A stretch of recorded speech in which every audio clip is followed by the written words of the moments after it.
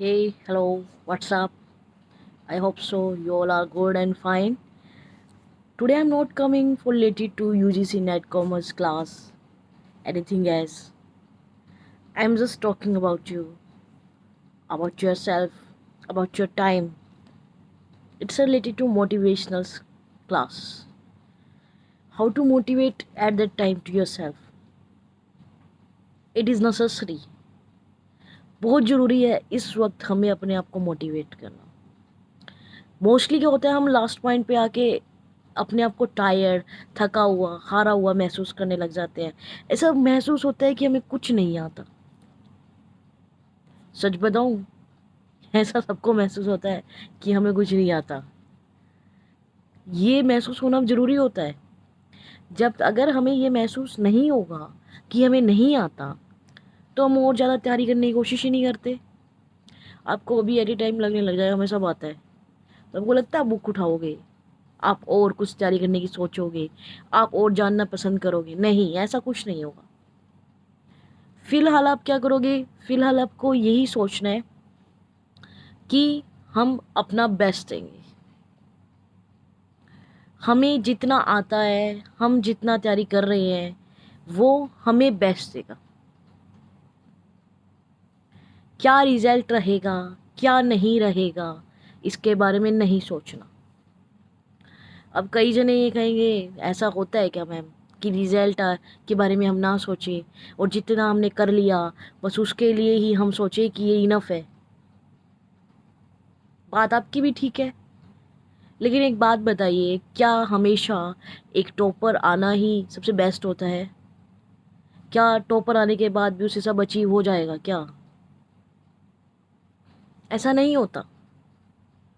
उसके बाद भी उसे एफ़र्ट्स डालने पड़ते हैं. उसके बाद भी वो आगे कामयाब होने के लिए एफ़र्ट्स डालेगा या डालेगी, जो भी है. इसी तरीके से हाँ, जो नॉर्मल है, नॉर्मल केसेस होते हैं, उनमें भी यही चीज़ आएगी. आप जितना एफ़र्ट्स डाल चुके हो फ़िलहाल, उतने को ही आप 100% देने की कोशिश करो. ज़्यादा से ज़्यादा MCQ करो, ज़्यादा से ज़्यादा अपने आप को मोटिवेट करो, ज़्यादा से ज़्यादा इस टाइम स्टडी करो, ज़्यादा से ज़्यादा मतलब इस टाइम हर अदर एक्टिविटीज़ को इग्नोर करो. आज के टाइम, हम आज जिस जनरेशन में रहते हैं, इस टाइम जो नेट का प्रयोग होता है हमारी रियल लाइफ के अंदर, ये हमें सबसे ज़्यादा हमारी कंसंट्रेशन पावर को नील करती जा रही है.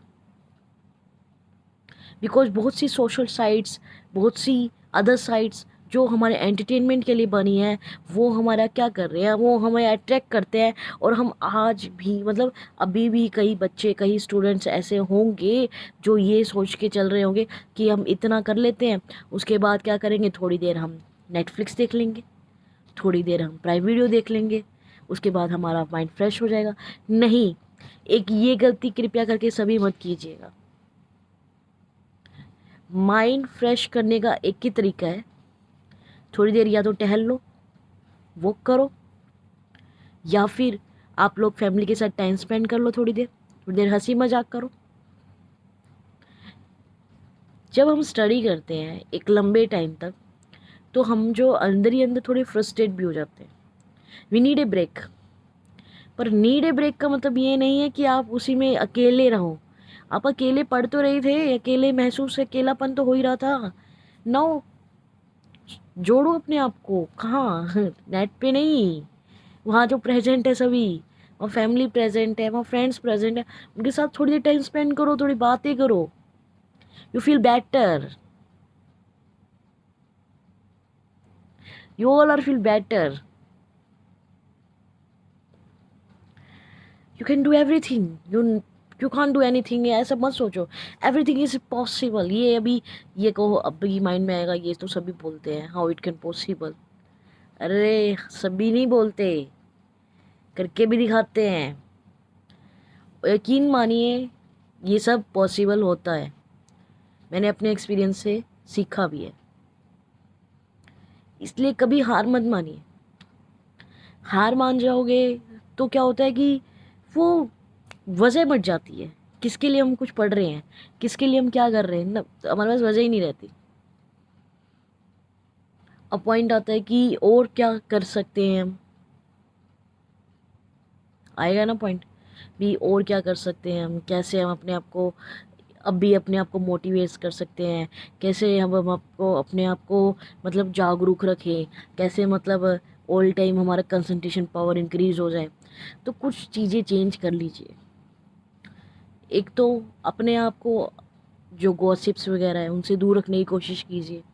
10-15 दिन की बात है, उसके बाद यही काम है, कर लेना, बातें ही करनी है, हंसी मजाक ही करना है, अदर गॉसिप्स ही करनी है। तो एक तो ये, दूसरा ज़्यादा से ज़्यादा पानी पीने, तीसरा अदर जो फास्ट फूड्स है ये छोड़ दे एक बार।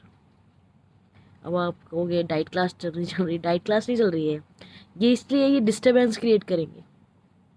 आपकी बॉडी में एक दिन भी ख़राब होगी, एक दिन भी आपकी तबीयत डाउन होगी, एक दिन भी, वो 4 दिन का काम कर जाएगी, क्योंकि आपकी पावर को वो निचोड़ देगी ना। ऐसा जो मोटिवेशन या ऐसी जो बातें हैं, रेयर ही कोई बताता होगा आपको, रेयर ही किसी ने बताई भी होगी, पर ये भी उतनी ही इम्पोर्टेंट है। आज तक आपको जब भी किसी ने 10 दिन पहले या 15 दिन पहले क्लास दी होगी तो उन्होंने बताया होगा बार बार रिवीजन करो कंसेप्ट का, जितना आप कर चुके हो बार बार एमसीक्यू रीड आउट करो। ठीक है, जो कंसेप्ट आपको लगता है कि जिस क्वेश्चन को आप कर रहे हो और डाउट लगता है कि वो नहीं हो रहा, उस पर टिक लगा दो और एट ए टाइम उसको पढ़ लो। ये आपके जहन में जहन्नम जो अंदर है समा गई है ये बातें। जो नहीं समाई है वो ये वाली बात है। जो नाइट डिनर है, मैं नहीं कहती कि स्किप करो, नाइट डिनर जल्दी करो, एक आपको नींद नहीं आएगी। लेट करोगे फिर आप स्टडी करोगे, हमारा, हम यार ह्यूमन बीइंग भाई, हमारा जो साइकिल है वो सेम ही चलता है। आप लेट खाना खाओगे, स्टडी करोगे, अल्टीमेटली क्या होएगा, आपको नींद आनी स्टार्ट होएगी। नींद आनी स्टार्ट होएगी, ठीक है, आप आंखें खोल के जगह पड़े हो, आपकी बात भी सही है जी, हम तो जगह पड़े थे, हम कर रहे हैं, जगह तो पड़े हो आप। क्या आप में उतनी पावर है जितनी आप एकदम स्टिक खड़े होते, एकदम नींद नींद वगैरह हमें नहीं आती। एक वो होता है और एक ये है, देयर डिफरेंस ना, बोथ ऑफ देम। तो अल्टीमेटली आपको ये सब कुछ करना चाहिए। ये सच बात है, जितना आपका कंसेप्ट हो चुका है, जितना आप अभी कर चुके हो, इनफ फॉर यू, स्टॉप, उसे रोको वहीं पे। जो रह गया सो रह गया, उसको कवर मत करो, अब कवर करो अब वही जो आप कर चुके हो, उसकी बार बार रिवीजन करो, बार बार। हर जो टॉपिक्स है, हर जो बुक्स जितनी जो भी आप कर चुके हो, अगर मिनिमम 3 बार रिवीजन हो जाए ना, आई गॉड बहुत बेस्ट है आपके लिए, आपके एग्ज़ाम के लिए, आपके माइंड की शार्पिंग के लिए। माइंड शार्प चाहिए उस टाइम, डायरेक्ट क्वेश्चन पूछेगा, डायरेक्ट आपको आंसर देना है, डायरेक्ट उस टाइम इतना माइंड शार्प चाहिए कि आपको वो पढ़ते ही समझ आए। टाइम लिमिट आर देयर, ज़्यादा से ज़्यादा एमसीक्यू सॉल्व करने की सोचो। डोंट वरी, एमसीक्यू सॉल्व वैसे नहीं, 1 मिनट में आंसर आता है तो ठीक है, नीचे ही इसका आंसर लिखो, इसका ये आंसर है। इतना टाइम नहीं है आपके पास कि आप पहले सॉल्व करोगे, फिर देखोगे, फिर लोग, फिर वापस उसे याद करोगे, नहीं, ये भी टाइम नहीं है हमारे पास। एमसीक्यू राइट डाउन, एमसीक्यू है हमारे पास, अभी बस नोट्स अरेंज कहीं से कहीं ना कहीं कहीं से भी करे होंगे, और उसके नीचे फिर आपने आंसर लिखो। जैसे आपने अगर नोटिस किया हो, मैंने अपनी क्लास की इसके अंदर, इस वीडियोस के अंदर, मेरे यूट्यूब चैनल के ऊपर मैंने कुछ क्लासेस डाली है, कुछ क्लासेस के अंदर एमसीक्यूज़ डाले हैं, वो इस सीरीज़ के लिए से डाले हैं क्योंकि आपको वो इम्पोर्टेंट एमसीक्यू है, और मैंने उसके चंद 10 सेकेंड के अंदर मैंने उनके आंसर बता रखे हैं। यू हैव नो टाइम, अभी आपके पास टाइम नहीं है कि मैं आपसे एमसीक्यू पूछूं, आप मुझे एक दिन आंसर दो, देन नेक्स्ट टाइम आपको सोल्व करके बताऊं। ऐसा नहीं है ना, टाइम नहीं है ना, तो यूज़ करो ना उसको। You can do everything, you can, nothing is impossible. I know you all do best. जो होता है ना अच्छे के लिए होता है। पहला पॉइंट तो ये सोच के करना उसे एग्जाम, और maybe something better for you. Then I hope so कुछ मेरी बातें आपको समझ आई होगी, और कुछ नहीं आई होगी तो कोई ना, आ जाएगी।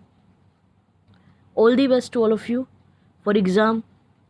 इट्स बेटर कि 10-15 दिन अपने दिल लगा के एग्ज़ाम को दे दो, और प्लीज़ कोई भी नया कंसेप्ट अब स्टार्ट मत करो। ये आपको अब नहीं समझ आएगी, बाद में समझ आती है। बाद का कोई फ़ायदा नहीं होता। जितना हो चुका है उसे बार बार रिवीजन आउट करो, और पेपर फर्स्ट पे बहुत अच्छे से ध्यान देना।